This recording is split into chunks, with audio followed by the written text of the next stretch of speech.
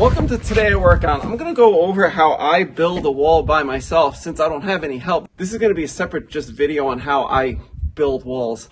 So I'm going to show you a few of the tools I have that I think make the project putting these walls up and sheathing it easier. So let's go over it. This 16-inch stud separator, it works really well. Use it. You need ladders. You need the stability plate level, because these 10-foot walls, they need to be pretty level. You need a square, you need a hammer, you need a pry bar to adjust the studding. You need a sawzall just in case, with a skinny blade, just in case you have to cut nails out and move things around. You need two guns. I have this Milwaukee gun, and I have this pass load gun. This pass load gun does the 3-inch nails. The Milwaukee does the 2 3/8 for the sheathing. You also need up to 20 feet, I'm gonna show you, with one jack. This transporter jack system. It goes up to 11 feet. Well, actually 10.6. We're going to try to cheat it and see what happens. Lastly, that pole behind me is a pole that adjusts the wall. Instead of like bracing it and blocking it, I'm using that. I'll put all these on a link to let you know. And then just a clamp, sledgehammer. Lastly, the big PV. This moves the sill plate back and forth, so you don't have to struggle with it. I think it's a really good tool, and I bought 2 of those.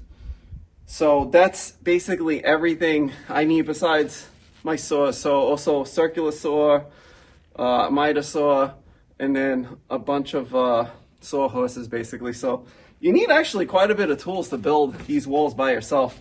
So let's get into how I set it up. Well, I built this wall. It's an 11-foot wall. Those are 10-foot walls. These are 11. And I'm going to put one, I'm going to sheath it right now. So I'll show you how I sheath it. And then, because it makes the wall nice and square, and it's easier, I think, to do. And then we're going to lift it. I'm probably going to lift it, boom, right in the middle over here. So these, you could do 2 transporter walls.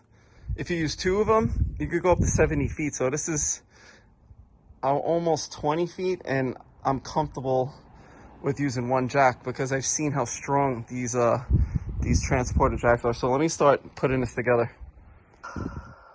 On longer walls, I go horizontal because it's easier for me to square the wall off because I could go with the top plate.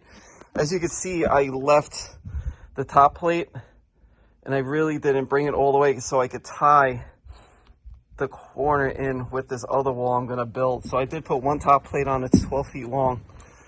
And I'm gonna run 1 sheet of zip all the way across. Now, since this is an 11-foot wall, plus I got the 16 inches for the skirt board, I need a little 6-inch sliver. So I could do 3 full sheets here. So we'll run this first one across and then we will square off the wall. It looks really good because I checked the square here on the open doorway and then here on this window, and it looked really, really good. So I'm going to start fastening this zip wall on. Sheathing is on. Don't forget the tape. 1 out of 3 walls, I don't tape it. Way easier to tape it now while it's on the floor if you're using zip system. So let me go get the tape and I'll roll it. I bought the roll. It's actually really nice. And then this is what you're supposed to do. You see those little Z's? And you roll it. So I'm going to do that, and then we're going to set up the jack. Step 1. I put that screwdriver in to lift up the board a little bit. Doing this single is not easy, but it is doable. Step 2. Take the lift point, it's the jack point. I'm going to tap it in like so. I'm going to use 3 1.25-inch screws. The direction says U nails, but I don't see the point. I'm going to lift it up. Because all the weight is sitting on that bottom L bracket. This is just holding this L plate in place. Remember, this is how I do it. You can do it any which way.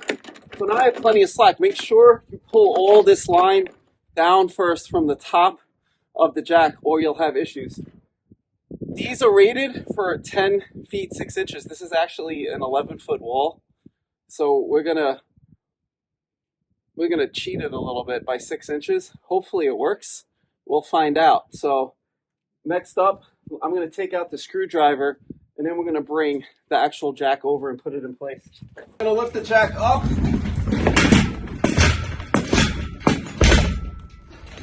Again, having two hands is definitely easier. We're gonna place it literally right behind the lift point. I'm gonna show you why. Now we're gonna screw it. Again, more 1¼ inch screws. If I had another hand, it'd be easier, but I don't today. So we're working solo. I'm gonna put a total of all 6 holes. There's 6 holes.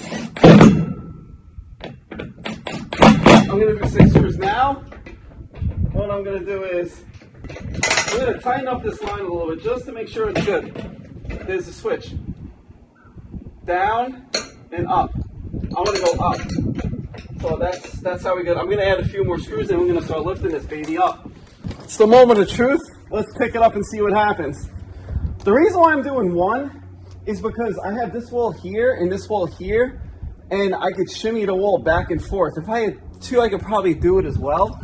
But I just feel like, why set up a second one? I really don't think I need it. These things, like I said, they pick up. It says capacity is 1,000 pounds. This is way under 1,000 pounds. Here goes nothing. It doesn't feel that bad. Also, try to make sure when you put the jack in, put it right in the middle. And it says always use 2 or more jacks. But I haven't really done that on this build. I guess if this fails, 1 jack will be like a fail safe or something. But also, don't go underneath the wall. Because if the wall falls, it's going to crush you. This is the front of the house. This is really exciting.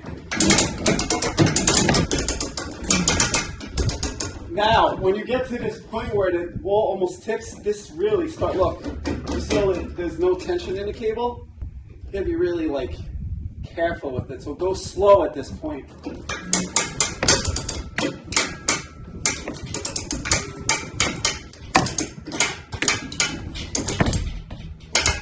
So that ended up basically where I thought it was gonna go. It is basically good.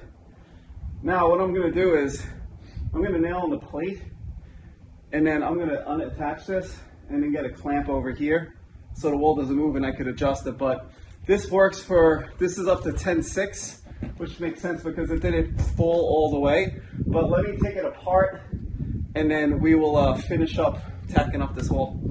And it's actually really good. It's actually in a really good spot. Let's check the other side.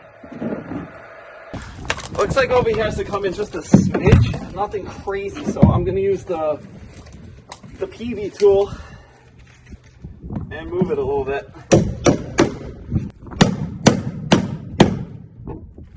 That's pretty good. Just a little tug in. I'm going to hold that. Let's check the end. Again, I could see the squirt cord on this side, and it looks like I'm off my line by about 1/4 inch. I'm going to pull it in with the PV over here. See?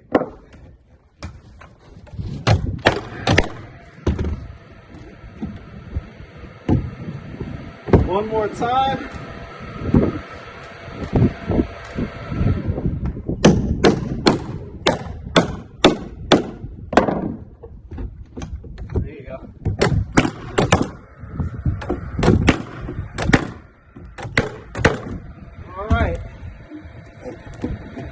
Bottom feels good. Now I got that towed in. Before I loosen up the screws, I want to loosen this up. I don't want tension. As you can see, I'm going to push this little thing down and just, oops, wrong way. And that's it. That's done. Let me take off that top bracket. So that's done. Now I'm going to drop this down. that's done. Now I'm just going to clamp the wall in the corner just to make sure she doesn't move. These clamps hold quite a bit of weight, so put one here, just temporarily. The wall should have moved. Now I'm going to release this. I'll show you how it's still tilted a little bit. So that thing is basically on the money with 10.6. Can't really go to 11, so I cheated it. If you could look at the angle, see it's off. It's off by about an inch, maybe 2 inches. So we're going to fix that right now, though. Now what I do is I take the transporter and I turn it. I'm going to go up a little bit. I'm going to turn because the little hook gets in the way and you can't take it down. So now I'm going to pick it up and just slide it off.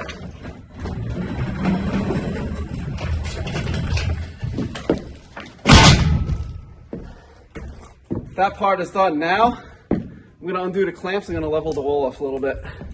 I'm going to take one clamp off. I'm going to loosen this one slightly and just move this to maybe about here. I'm going to reclamp it. Now I'm going to check level. Actually, it looks really level. That is on the balls level. I'll show you. 11 feet high. Look at that. Can you get better than that? That looks great. So I'm going to actually nail, this is a California corner, so you can insulate it. I'm going to nail this California corner into here. This is how I've been framing it. So let me nail it up and then we'll work on the other side. That looks pretty good. That looks really good. Now that this is level, the door looks really level. This side though, this side's off a little bit right here because we have no wall. So I'm going to build this wall really fast. This is a whole wall that supports the trusses, so I got to be on the money and talk to my draftsman about it. So let's build this wall. If you see that cable, it's on the wrong side of the hook. That's got to be on, not on this side, but it's be on the left side of the hook. If you start cranking and it's like that, you're in trouble. As you can see now, the cable's on the right side and we're ready to go. So I'm going to jack this thing up. One little other tip, you see where the zip wall is hanging over onto the decking on the skirt board? If you cut the zip past this way and it hits that other zip wall, guess what? You're going to be a ½ inch off on your wall. I did that over there to the left and I have to cut it. And that's why that wall's not up yet. But just keep that in mind when you're putting down the zip. And you know, I just realized I gotta tape this. I just looked at the level here on this wall. It's like right on the money, like right on the money. I'm gonna loosen that up and then we're gonna tack this in, tack this side in, and then that'll be it. We'll wrap up this video. Let's check level. Very level. Very nice. I just gotta tack it up there. This wall's pretty much level right here. I'm gonna clamp it and then tack it, and then I'll put toe plates on. Might as well. So let's do that. The bird's eye view, you can see it's right on the money. Look at that. Right on the money.